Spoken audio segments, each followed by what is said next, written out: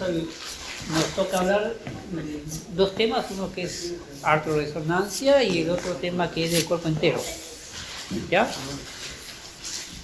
Así como han ido a hablar ustedes de artroresonancia, artro por TC, ¿no? También hay artro por resonancia. Y son estudios que en el tiempo ya se han ido haciendo un poco menos usados, ¿no? Porque el desarrollo de alta tecnología de los resonadores, la resolución, ¿no? Entonces se están pidiendo ya en menor cantidad, ¿no? Se hacen más que todo de articulaciones como muñeca, rodilla, hombro, cadera, ¿no? Pero ya está desfasándose, ¿no? Y son ya los médicos radiólogos un poquito más antiguos que lo hacen todavía, porque los modernos ni siquiera ya utilizan la técnica, no lo hacen. ¿Ya? Siguiente, ¿qué es lo que vamos a hacer? La artro es un método semi-invasivo, ¿ya? Que mediante una punción, ¿no? A una articulación se va a inyectar una cierta cantidad de gadolinio, ¿no? ¿Para qué? Para poder distender la articulación y poder visualizar alguna patología que la resonancia convencional no lo puede ver, ¿ya? Esa es su utilidad, ¿no? O para ver un control postquirúrgico, ¿no? De algo muy detallado que no lo vas a ver así en resonancia convencional. A esto se lo conoce como resonancia no directa, aquella que se le va a colocar gadolinio a la propia articulación. Antiguamente también había un tipo de artroresonancia que llamaban directa. ¿Qué hacían? Inyectaban por vía endovenosa una cierta cantidad de gadolinio, esperaban 20, media hora, así, 20 minutos, los hacían que comience a flexionar la estructura que va a evaluar y directamente podían evaluar así la articulación, ¿no? No era muy buena visualización, pero sí en los inicios se hacía, ¿ya?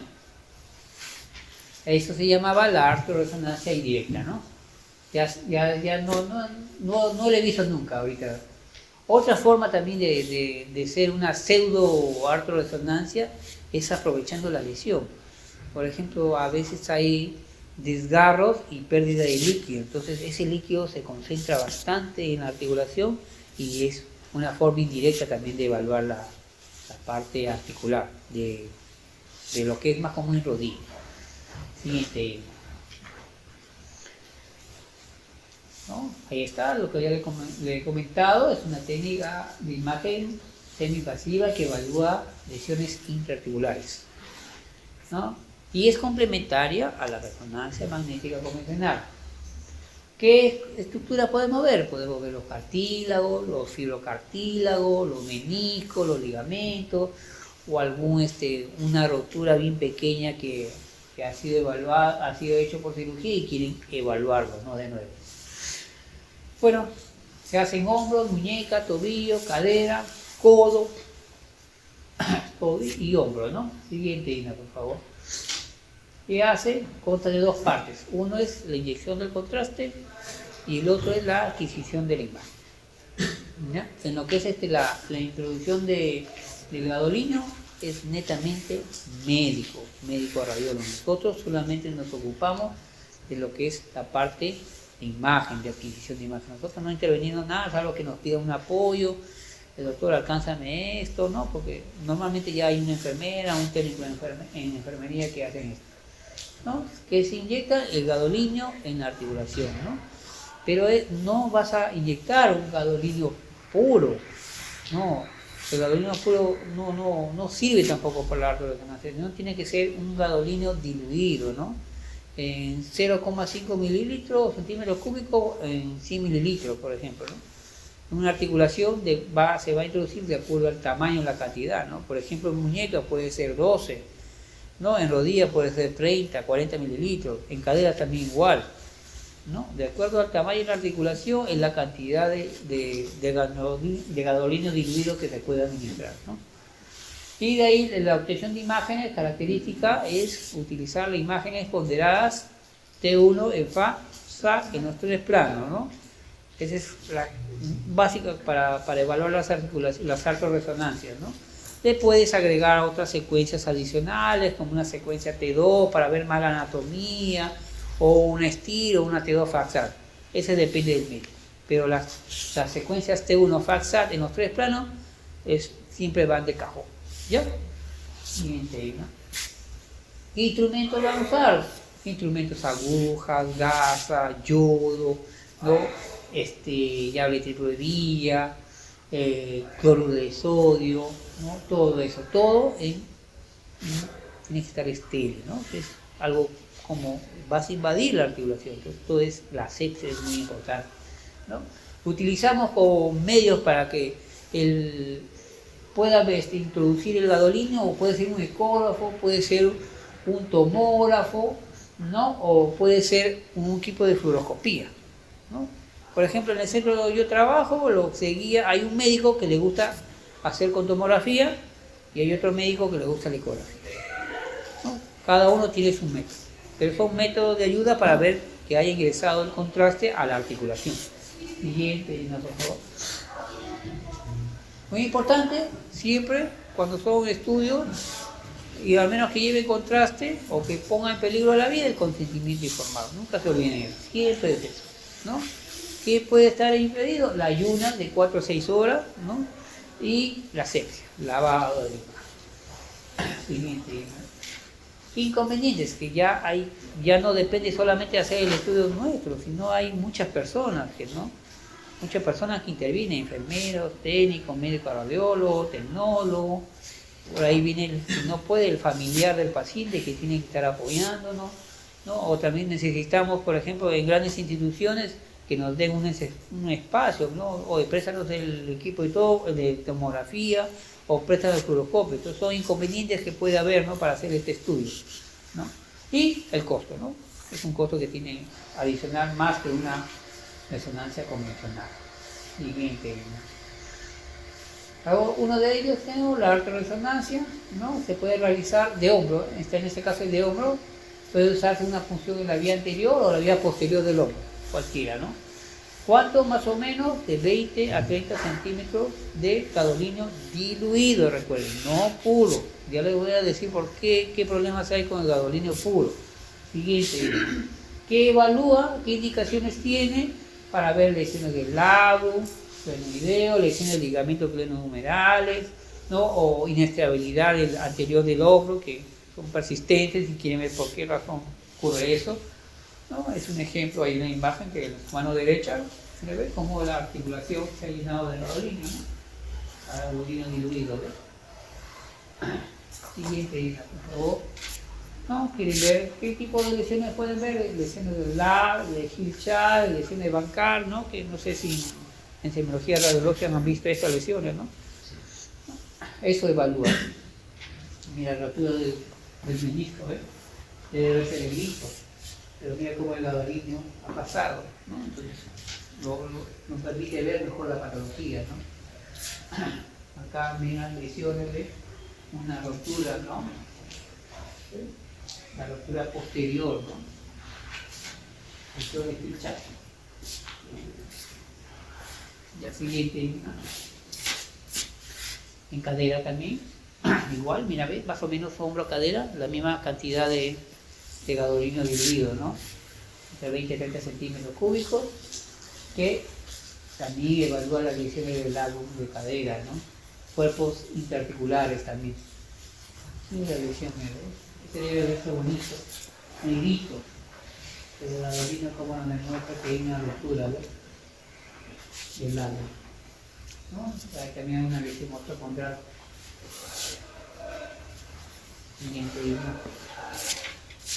En cadera también podemos ver cuerpo libre del menisco. Mira, ¿ves cómo se ve el cuerpo libre?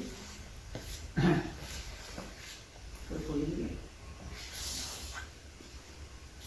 También vamos a ver el labrum, la rotura del labrum, ¿no ves? Este es el labrum, es negrito, bonito, pero bien por acá, ¿no? ¿No ves esta señal? Es una rotura. Bueno. Bien, pedimos, por favor, es en cadera.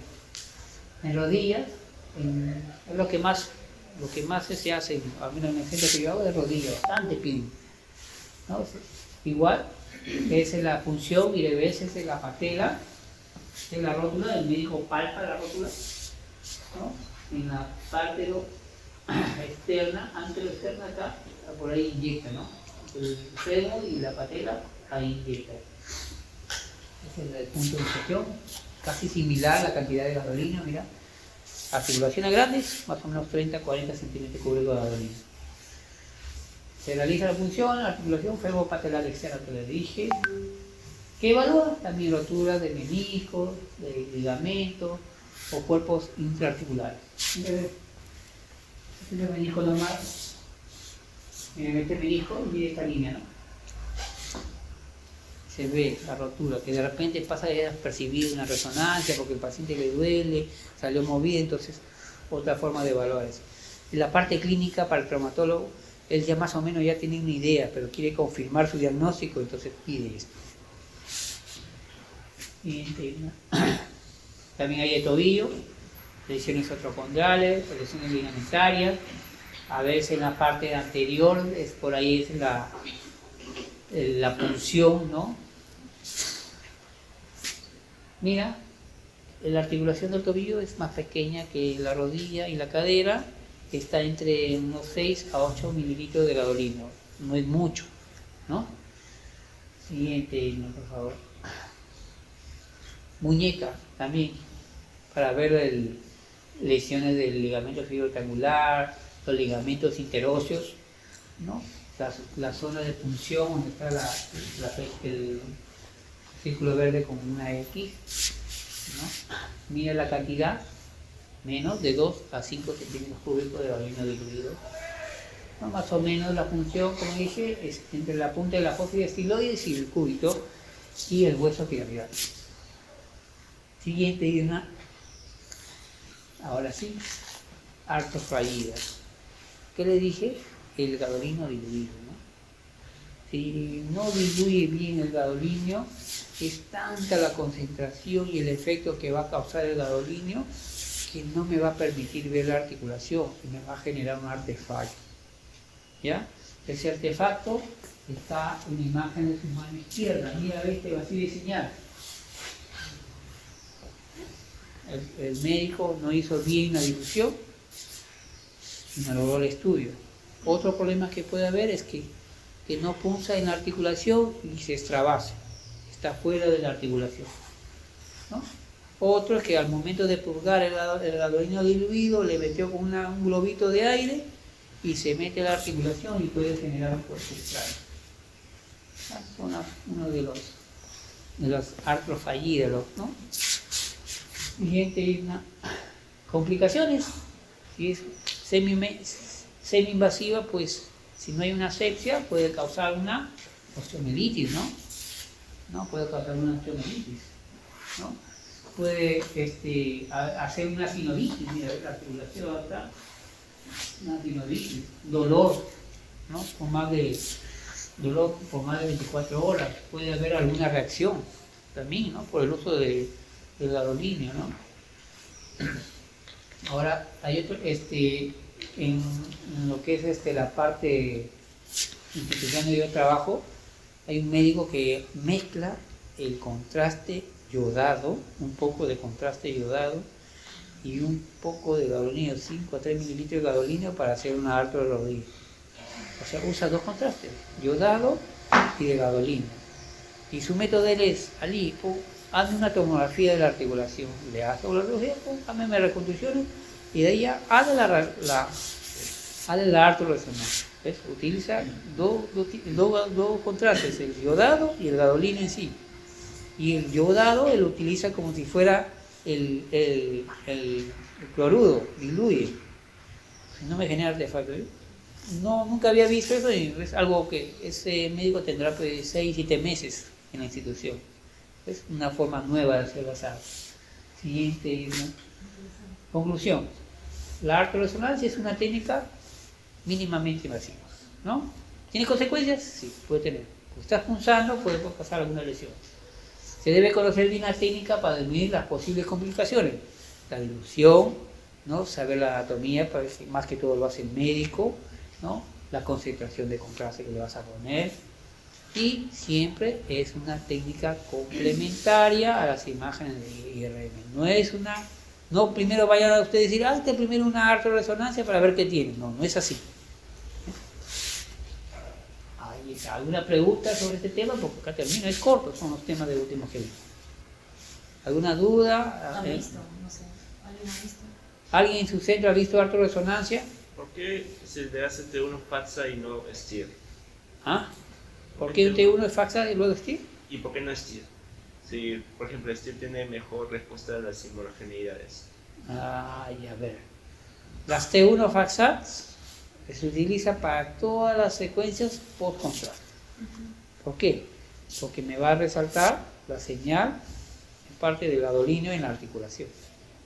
Las STIR no tiene que ver nada con el efecto T1, o tiene un efecto más T2, pero sí veo señal de edema. Yo no quiero ver edema, yo quiero ver una rotura de algo. Para eso es el gadolinio. ¿Lo puedes hacer? Sí, le puedes agregar a una artro, no hay problema. Pero función diagnóstica de la STIR post-gadolinio no tiene mucha importancia, salvo que sea el plexo braquial, ¿no? Que cuando es plexo braquial, ahí sí me dice alial el STIR, pero post-gadolinio, porque me resalta la fibra nerviosa. Acá no quiero ver la fibra nerviosa. ¿Otra pregunta? ¿Alguna duda? Bueno, estas imágenes también son imágenes de una con saturación grasa. Sí, todas. Ajá. Pero el médico puede Le pedir... dice previo. Sí, no, ahí mismo. A nosotros, bueno, la experiencia que yo tengo, ¿no? Previo a realizar el procedimiento por tomografía para hacer la inyección del contraste, ¿no? Te piden algunas secuencias, que ahí sí pueden ser de repente el DP con saturación grasa que normalmente hacemos para rodilla. Si te dice hazle un T1, hazle un STIR, le haces. ¿Ya? Antes se hacía así, pues, ¿no? Antes hacía las 5 contrastes, lo ponían, pone el contraste y le hacían la faxa. Antes, pero es que ya el tiempo ha cambiado ahora, que ya no es mucho tiempo, es doble estudio. Entonces, tenía que separarle 2 turnos. Ajá, entonces ya no, es muy caro. Entonces ya los médicos ya, mayormente es que ya se han hecho estudios de resonancias anteriormente. Nunca vienen sin estudio, tienen que haber tenido un estudio. Entonces ya las secuencias convencionales no se usan mucho, por eso los médicos donde nosotros trabajamos ya frente a tu DP 3 planos, agrégale una anatómica T2, que no le va a pasar nada con contraste, o una T2 faxa que simule un STIR, ¿no? O un STIR, que hay algo metálico, ¿no? Nada más. Pero previo ya se ha dejado de usar las 5 contrastes previo al estudio, que antes sí se hacía, pero era mucho tiempo. Quizá por ahí todavía encuentran, no sé. Bueno, que yo sepa, no, por el tiempo y el costo ya no. Claro, eso sí, no, de todas maneras, pero bueno, las formas de trabajo pues dependen de cada médico. Ajá, y ha cambiado, en el tiempo ha cambiado mucho. ¿Alguna otra pregunta?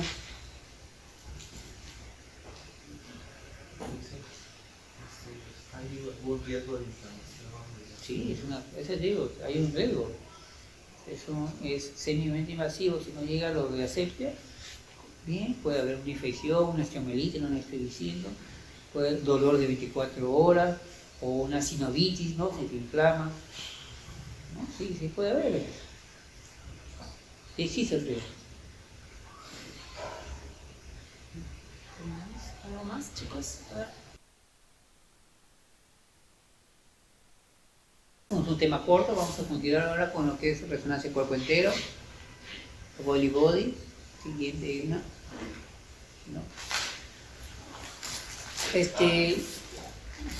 Ya ha existido ya la técnica de cuerpo entero, ya, solamente que el avance tecnológico actualmente ha sido tan vertiginoso que ha hecho más accesible usar secuencias que antes no se podía hacer, porque es un estudio prácticamente barrer de la cabeza. Antes se barría hasta la punta del pie, pero ahora los protocolos han variado por el tiempo y solamente al tercio medio del mundo, ¿no? Entonces la tecnología nos ha ayudado mucho a hacer uso más de este tipo de estudios, ¿no? ¿Para qué? Para evaluar que patologías multifocales, o sea que están en diferentes partes del cuerpo, ¿no? Por ejemplo, los médicos que ahora, por ejemplo, en nuestro instituto oncológico, los que piden bastante resonancia del cuerpo entero son los médicos genetistas, ¿no? Que hay un cangrejo de tipo de tipo genético, entonces ellos es que piden una resonancia del cuerpo, te piden resonancia de cerebro, de cuello, de tórax, de abdomen, de muslo, entonces nosotros ya tenemos que ir a la resonancia del cuerpo. ¿Y para qué quieren? Porque es genético, entonces quieren evaluar todo, cómo se comporta, ¿no? Esa lesión, si es multifocal o no, ¿no? Mientras, ¿no? ¿Para qué aplicaciones clínicas? De tipo oncológica y la no oncológica, ¿no? La oncológica, de mieloma múltiple, un tumor primario que no lo han podido detectar, ¿no? O las metástasis óseas en cáncer de mama, en cáncer de próstata, que bastante agarran metástasis múltiples, la metástasis orgánica, y las no oncológicas, por ejemplo, se utiliza para ver la cuantificación de la grasa, que se utiliza también, por ejemplo, en los niños, ¿no? En los niños también es mucho para evaluar si hay una lesión, lesiones por trauma infantil, y eso está penado. También se está dando uso en países europeos eso, ¿no? La poliomielitis, ya saben que eso es generalizado a nivel de todo el cuerpo, ¿no? Enfermedades difusas y las artropatías inflamatorias, que es heteromatideas, que te atacan a todas las articulaciones, también puede ser. Para el abuso infantil, ¿no? Algo no patológico, pero es la agresión. El posicionamiento, miren cómo es así, ¿no? Básicamente lo enmascaramos al paciente. Cuando es un paciente adulto utilizamos toditas las antenas, la antena de cabeza, el cuello, la body, y si no tenemos la body para todos, dos bodies, y tenemos la de miembros inferiores, porque con esta de acá que ves acá, es una antena para hacer anclaje de miembros inferiores, también lo utilizamos para hacer el CT. Pero a veces solamente tenemos la de cabeza y la body, ahí tenemos que hacer como robotito, ¿no? Una parte, y después bajar la antena y hacer la otra parte. Y eso no es un estudio que demora, no es rápido, ¿no? Normalmente, a la actualidad, se hace de la cabeza hasta el tercio medio del muslo, por cuestiones de tiempo, ¿no? Y de costo también. Son las técnicas que se utilizan. Estamos utilizando, por ejemplo, coronales T1 de tipo Dixon, que nos dan mapas en T1, en fase, fuera de fase, ¿no? Y mapas de agua. Puedo utilizando pre y post contraste. Entonces, de una sola secuencia puedo utilizar un T1, ¿no? Y un mapa de agua, ¿no? Pero que es PIN, en plano coronal. En plano sagital utilizamos bastante las secuencias T2, spin eco, que utilizamos en columna, la misma, lo utilizamos más que todo para ver columna, ¿no? De cérvico dorsal, el lumbosacro, ¿no? Son dos secuencias. De corte, varía el corte, entonces hay médicos que piden de 4 milímetros, otros que piden de 3 milímetros, pero hacerte un barrido de 2 milímetros, todo esto toma tiempo, está entre 4 a 5 milímetros de grosor de corte, ¿no? Ya utilizamos la T6, las T1 coronal STIR, las STIR en plano coronal, la T2 también en plano coronal, y si ahí podemos agregarle un corte axial en T2 o en T1, pero va a depender del médico que pide, ¿no? Del protocolo de la institución. Siguiente. Bueno, ahí tenemos una cobertura, ¿no? De la cabeza hasta el muslo, tercio medio. ¿Cómo se programa? Mira, a ver, se programa entre 4 a 3 stacks de bloques, ¿no? Bloque cérvico, cervical, cerebral, dorsal, torso lumbar y hasta de muslo. En 3 a 4 estaciones para hacer todo el segmento de una persona adulta. En infantes es menos, ¿no? Y tampoco no me voy a poner todas las antenas, de repente con la de cerebro y la voy y cubro toda la estructura atómica del niño. ¿No? Ahí está, el grosor es aproximadamente de 5 milímetros, se necesitan 5 bloques para cubrir toda esa estructura, desde la cabeza hasta el tercio medio del muslo. Siguiente. Hay otro, es una secuencia muy importante, la más bonita que me gusta del cuerpo entero es esta, la difusión, ¿no? Esa difusión si lo hacemos de la cabeza hasta la sínfide del pubis. Y después el vago la quiero el vago como si ve un pasting, como dice acá, un composing, otro, y hago todo. invierto, ¿no? Lo invierto y se asemeja a un PET-CT, ¿no? Pero entonces estas son las imágenes morfológicas virtuales que tenemos, así se le conoce a la difusión, ¿no? Muy importante para ver lo que es metástasis, ¿no? Pues ahí podemos ver lesiones, ¿no? Mira los ganglios, cómo están, ¿no? Mira acá, patología multifocal. Ganglios. Conocida como que PET-CT virtual, ¿no? La difusión del cuerpo entero. Protocolo de estudios, ahí tenemos un steering coronal y una sagital pues en T2, ¿no? También lo podemos hacer en estira, es que el protocolo depende del médico. A veces el médico, hay un médico que me decía, vimos dos médicos allá en neoplástica, hay una que me decía, haz este protocolo, se fue, y vino otro, mete el protocolo. Pedía T1 y STIR en sagital, ¿no? Y ahí tenemos una steering coronal, ¿no? La steering coronal es muy importante para evaluar la metástasis, ¿no? Incluso hay artículos que dicen que las secuencias STIR son mucho más, más diagnósticas o demuestran más la metástasis que la gamografía ósea, ¿no? Según lo que he leído los artículos. Sí, este es una steering coronal, ahí está, ¿ves? La meta, todo. Edema óseo. Secuencias T1 en plano coronal, ¿ves? Lo que digo que T1 no es, de repente no es la spin echo, sino es una T1 ecogradiente, una Dixon, una VAI, ¿no? Que me saca 4 imágenes a la vez, me saca un T1, me saca T1 en fase, fuera de fase, me saca un mapa de agua, ¿ves? Mira, fuera de fase, una T1 ecogradiente normal y mapa de agua. Esto de acá es muy importante, de fuera de fase, para ver lo que es metas en mieloma múltiple, ¿no? La parte de los huesos, la utilidad de la fuera de fase, muy utilizada para lesiones múltiples. Siguiente, ¿no? Conclusiones, ¿ves? No hay mucho que hablar, solamente que sí nos demora mucho tiempo, ¿no? Estamos hablando de hora y media más o menos, ¿no?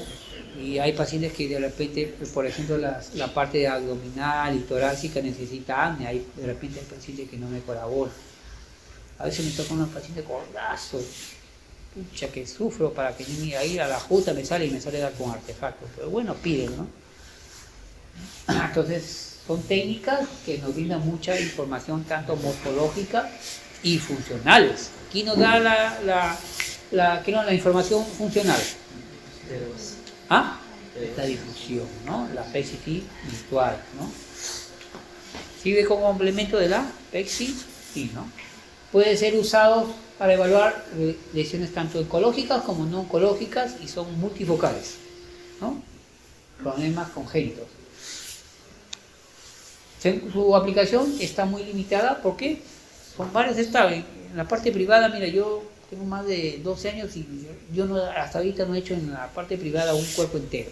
Sí ha habido, pero a mí no me ha tocado. ¿Por qué? Porque es muy cara. No te cobra 4 o 5 estudios.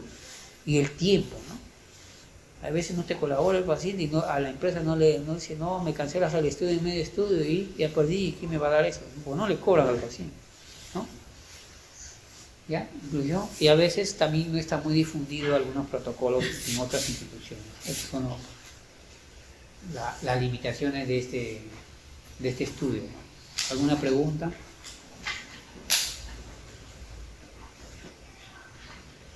¿Está todo claro para el examen? Bueno, esperemos que sí. Esperemos.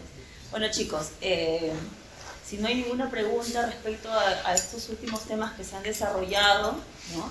Bueno, no sé, a ver, ¿alguien todavía tiene alguna duda?